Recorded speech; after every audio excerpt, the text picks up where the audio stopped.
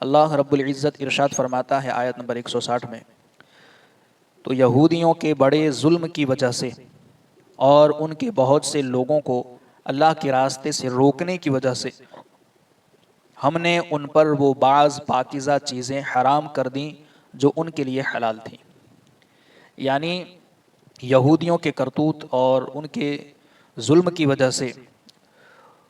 اس آیت میں یہ بیان کیا گیا ہے کہ ان کے جرائم کی سزا اس صورت میں انہیں دی گئی کہ ان پر جو بعض چیزیں حلال تھیں اللہ رب العزت نے انہیں حرام کر دیا۔ اب ان کے کون سے ظلم کی وجہ سے، جیسا کہ ہم تفصیلاً پیچھے سے سنتے آ رہے ہیں کہ ان کا ایک جرم تو یہ تھا ظلم کہ انہوں نے اللہ سے کیے ہوئے وعدوں کو توڑا، انہوں نے اللہ کی آیتوں کا انکار کیا، انہوں نے انبیاء کرام علیہم الصلاۃ والسلام کو قتل کیا، انہوں نے حضرت مریم رضی اللہ تعالی عنہا پر تہمت لگائی، اسی طرح انہوں نے اللہ رب العزت کے بندوں کو اور اللہ کے راستے سے لوگوں کو روکنے کے لیے اللہ کی کتابوں میں تحریف کی اور تبدیلی کی۔ اسی طرح اللہ کے رسول محبوب دو عالم صلی اللہ تعالی علیہ وسلم کی نبوت پر واضح دلیلیں ہونے کے باوجود، یعنی کہ ان کی دلیل اور سچے نبی ہونے کے باوجود انہوں نے ان کی نبوت کا انکار کیا وغیرہ وغیرہ۔ تو انہوں نے بہت سے ظلم کیے، ان ظلموں کی وجہ سے اور ان کے ان کرتوتوں کی وجہ سے اللہ رب العزت نے ان پر سزا کے طور پر وہ بعض چیزیں جو ان پر حلال تھیں اللہ رب العزت نے انہیں حرام کر دیا۔ اب وہ آگے کہ وہ کون سی چیزیں تھیں تفصیلاً اس کا بیان سورہ انعام کے اندر آئے گا کہ کون سی چیزیں ان پر حرام کی گئی۔ وَأَخْذِهِمُ الرِّبَا وَقَدْ نُهُوا عَنْهُ وَأَكْلِهِمْ أَمْوَالَ النَّاسِ بِالْبَاطِلِ وَأَعْتَدْنَا لِلْكَافِرِينَ مِنْهُمْ عَذَابًا أَلِيمًا، اور اس لیے حرام کی کہ وہ سود لیتے حالانکہ انہیں اس سے منع کیا گیا تھا، اور وہ باطل طریقے سے لوگوں کا مال کھا جاتے تھے، اور ان میں سے کافروں کے لیے ہم نے دردناک عذاب تیار کر رکھا ہے۔ ایک وجہ تو یہاں اللہ رب العزت نے یہ ذکر فرمائی کہ ان پر ان کی بعض چیزیں جو حلال تھی حرام اس لیے کی کہ وہ سود کھاتے تھے اور باطل طریقے سے لوگوں کا مال کھا جاتے تھے۔ یہودیوں میں اعتقادی خرابیوں کے ساتھ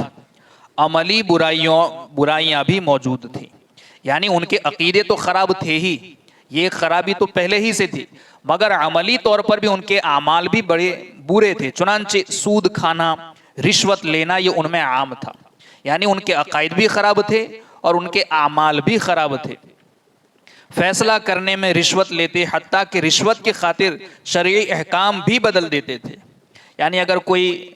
تھوڑے سے پیسے دے دیتا تو وہ اپنی مذہبی کتابوں میں بھی تبدیلی کر دیتے، تحریف کر دیتے، کچھ کا کچھ لکھ دیتے، اور رشوت لے کر کے وہ فیصلے غلط سلط سنا دیتے تھے۔ تو ایک ان کی برائی تو یہ تھی کہ وہ سود کھاتے تھے، اور سود کا مکمل بیان کہ سود کو اللہ نے حرام کیا ہے وہ سورہ بقرہ میں بھی ہم سن چکے، سورہ آل عمران میں بھی اس کا تفصیلاً بیان ہم سن چکے۔ اور رشوت لینا، تو رشوت کے حوالے سے بھی یہ بھی ایک طرح سے حرام ہے، اللہ رب العزت نے اس سے بھی منع فرمایا ہے۔ اس آیت سے سود کی حرمت اور رشوت کی قباحت اور خباثت بھی معلوم ہوئی۔ سود لینا شدید حرام ہے، اب یہ تو ہم سن چکے۔ حضرت ابو ہریرہ رضی اللہ تعالیٰ عنہ سے روایت ہے کہ اللہ کے رسول صلی اللہ تعالیٰ علیہ وسلم نے ارشاد فرمایا، بے شک سود 70 گناہوں کا مجموعہ ہے، یعنی 70 ایسے بڑے بڑے گناہوں کا مجموعہ یہ سود ہے، اور فرمایا کہ ان میں سب سے چھوٹا گناہ یہ ہے کہ آدمی اپنی ماں کے ساتھ زنا کرے، یعنی کتنی بدترین چیز ہے یہ سود کھانا، اور لوگ آج ہمارے معاشرے میں بھی یہ چیزیں عام ہیں، بچنا چاہیے۔ سود خوری یعنی اتنی بدترین چیز ہے کہ اس کو اللہ رب العزت نے قرآن میں حرام کیا، اور سرکار نے فرمایا کہ سود وہ 70 ایسے بڑے گناہوں کا مجموعہ ہے کہ جن میں سب سے چھوٹا گناہ یہ ہے کہ آدمی اپنی ماں کے ساتھ زنا کرے۔ یعنی یہ اگر تصور کرے تو دل پھٹ جاتا ہے کہ آدمی اپنی ماں کے ساتھ زنا کرے، حالانکہ وہ 70 گناہوں کے مجموعے میں سب سے چھوٹا گناہ یہ ہے، تو باقی کے جو 69 گناہ ہوں گے وہ کتنے بڑے ہوں گے۔ تو ہمیں سوچنا چاہیے، سود کی مذمت کے حوالے سے یہ وعیدیں بھی پڑھنی چاہیے۔ تو بہرحال اس کا سورہ بقرہ کے اندر آیت نمبر 275 ہے، آیت نمبر 278 ہے، اور آل عمران میں آیت نمبر 130 میں اس کا تفصیلاً بیان ہو چکا ہے۔ رشوت کے بارے میں یہاں ایک حدیث پاک ہے کہ حضرت ثوبان رضی اللہ تعالیٰ عنہ سے روایت ہے، اللہ کے رسول صلی اللہ تعالیٰ علیہ وسلم نے ارشاد فرمایا کہ سرکار دو عالم صلی اللہ تعالیٰ علیہ وسلم نے رشوت لینے والے دینے والے اور ان کے مابین لین دین میں مدد کرنے والے پر لعنت فرمائی ہے. یعنی یہ بھی بری چیز ہے رشوت لینا یا رشوت دینا، رشوت لینے دینے کے اندر مدد کرنا، تینوں پر اللہ کے رسول صلی اللہ تعالی علیہ وسلم نے لعنت فرمائی ہے. لیکن الراسخون فی العلم منہم والمؤمنون یؤمنون بما انزل الیک وما انزل من قبلک والمقیمین الصلاة والمؤتون الزکاة والمؤمنون باللہ والیوم الآخر اولئک سنؤتیہم اجرا عظیما. لیکن ان میں علم میں پختگی والے، یعنی یہودیوں میں ایک تو یہ تھا کہ ان کی برائیوں کی وجہ سے اللہ رب العزت نے ان پر بعض حلال چیزیں بھی حرام کر دی، اور ان کے عقائد بھی خراب تھے اور عقائد کے ساتھ ساتھ اعمال بھی خراب تھے. اعمال خراب اس طور پر تھے کہ وہ سود کھاتے تھے، رشوت لینا ان میں عام تھا، اور عقائد تو جیسا کہ آپ بارہا سن چکے ہیں کہ ان کا عقیدہ یہ تھا حضرت عزیر کو اللہ کا بیٹا مانتے تھے، حضرت عیسیٰ علیہ السلام کے بارے میں ان کا حضرت مریم رضی اللہ تعالیٰ عنہ پر تہمت، یعنی وہ بہت سے ایسی برے عقائد انہوں نے گھڑ رکھے تھے. اس کے علاوہ بھی ان کے اعمال بھی خراب تھے. اب یہاں کہا جا رہا ہے کہ لیکن ان میں سارے خراب نہیں تھے، ان میں علم میں پختگی والے اور ایمان والے ایمان لاتے ہیں اس پر جو اے حبیب تمہاری طرف نازل کیا گیا اور جو تم سے پہلے نازل کیا گیا. یعنی کہ ان میں سارے خراب نہیں ہیں، ان میں جو علم میں پختگی رکھنے والے اور جو ایمان والے ہیں وہ ایمان لاتے ہیں اس پر جو آپ پر نازل کیا گیا قرآن، اور جو آپ سے پہلے نازل کیا گیا ان پر، اور نماز قائم رکھنے والے، زکوٰۃ دینے والے، اللہ اور قیامت پر ایمان لانے والے، ایسوں کو عن قریب ہم بڑا ثواب عطا فرمائیں گے. تو یہاں یہودیوں کی اکثریت گمراہ اور بد کردار تھی،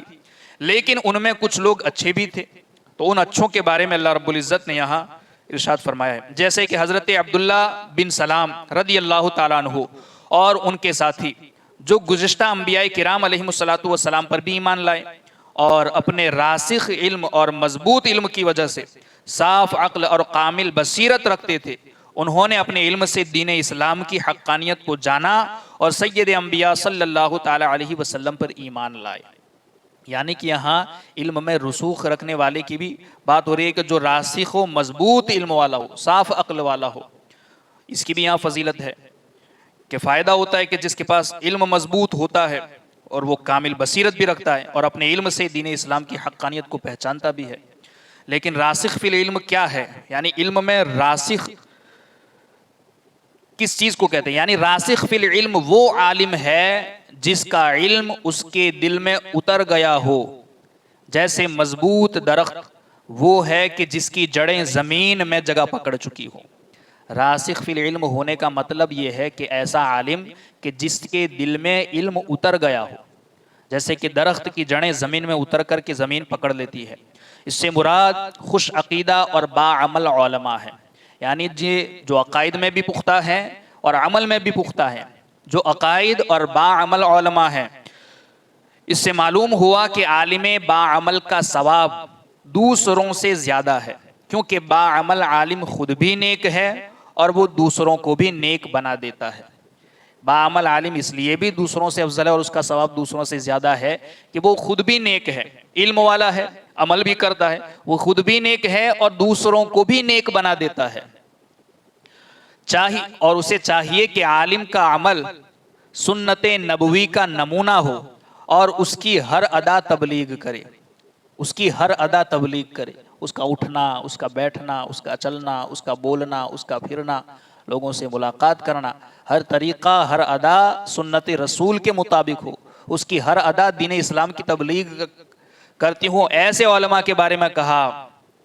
کہ وہ علم میں راسخ ہے، یعنی اپنے علم میں رسوخ رکھنے والا ہے. اس سے اشارتاً یہ بھی معلوم ہوا، اگرچہ یہاں بے دین یا بغیر بے عمل عالم کی بات نہیں ہے، مگر اشارتاً یہ معلوم ہوا کہ بے دین یا بے عمل عالم کا عذاب بھی دوسروں سے زیادہ ہے. جیسا کہ باعمل علماء یعنی باعمل عالم کا ثواب دوسروں سے زیادہ ہے، اسی طرح یہ بھی پتہ چلا کہ جو بے عمل ہے اس کا عذاب بھی دوسروں سے زیادہ ہے، کیونکہ وہ گمراہ بھی ہے، گمراہ کن بھی ہے، اور اس کی بدعملی دوسروں کو بھی بدعمل بنا دیتی ہے. اسی لیے چاہیے کہ علماء عالم جو ہیں انہیں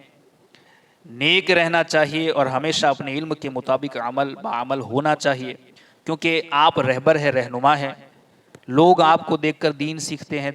آپ سے دین پڑھتے ہیں، لوگ آپ کو دیکھ کر کے ساری چیزیں کرتے ہیں۔ تو آپ رہبر و رہنما ہیں تو رہبر و رہنما کی طرح ہونا چاہیے۔ اگر وہ گمراہ ہوں گے تو پھر وہ گمراہ کن بھی ہے،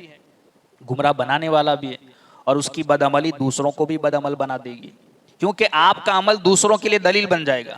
کہ فلاں صاحب نے یہ کیا اس لیے ہم بھی کریں گے۔ تو علماء اور عالم کو تو ہمیشہ بعمل ہونا چاہیے اور ہر وہ لایانی بات سے بچنا چاہیے جس سے اللہ اور اس کے رسول نے ہمیں روکا ہے۔ اللہ رب العزت کی بارگاہ میں دعا ہے کہیں سنی باتوں پر ہم سب کو عمل کی توفیق عطا فرمائے۔ اللہم ربنا نور قلوبنا بالقرآن وزین اخلاقنا بالقرآن ونجنا من النار بالقرآن وادخلنا فی الجنة بالقرآن۔ اللہم رزقنا تلاوت القرآن، اللہم اہدنا ہدایت القرآن، اللہم ربنا آتنا شفاعت القرآن، وصلی اللہ تعالی علی خیر خلقہ ونور عرشہ محمد وعلی آلہ واصحابہ اجمعین برحمتک یا ارحم الراحمین۔